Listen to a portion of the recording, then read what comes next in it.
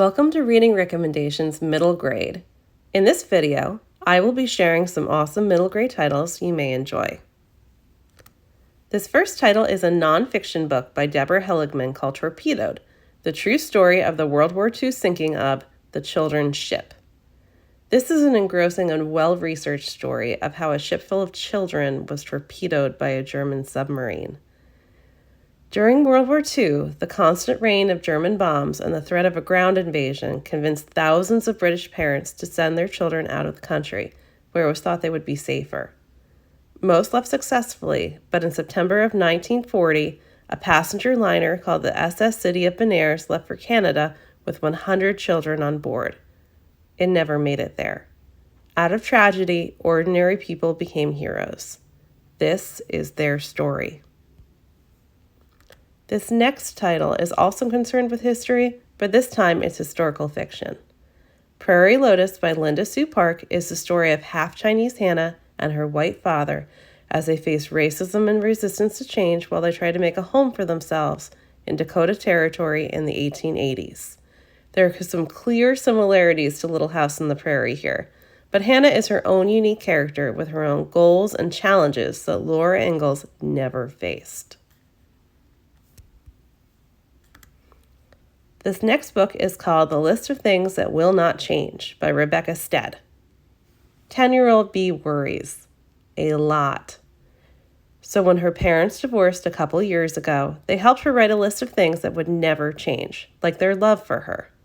But even with their unconditional love, there are still a lot of things to worry about, like her father's engagement to his boyfriend, whether or not her new stepsister will like her, and what really happened last summer at her family's lake house.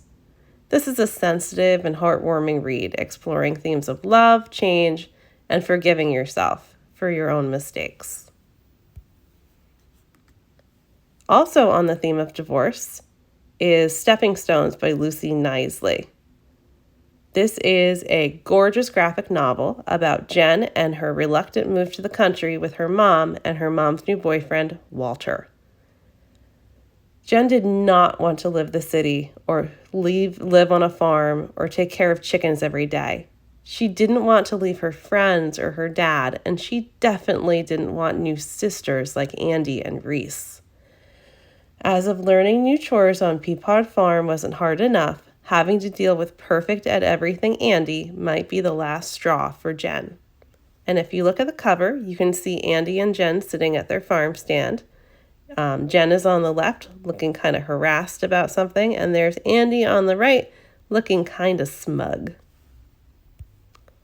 So here is a quick look inside the book.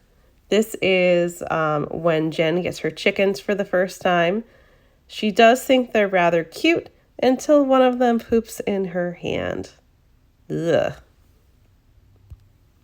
So here's another graphic novel I want to share with you. This one is called New Kid by Jerry Craft. This graphic novel is about 7th grader Jordan Banks, who absolutely loves art and drawing more than anything else in the world. He wants his parents to send him to art school for middle school, but instead they send him to the upscale Riverdale Academy Day School, where he's one of the only students of color in his whole grade. As he travels from his home to his private school every day, Jordan finds himself torn between two worlds. Can he find a way to fit in with his new classmates while staying true to himself? Here are a couple pages from New Kid that I wanted to share. I love Jerry Craft's art style and the attention he pays to each and every character, including the adults, and both the pictures he draws and the dialogue he gives each character. Thanks for watching Reading Recommendations Middle Grade.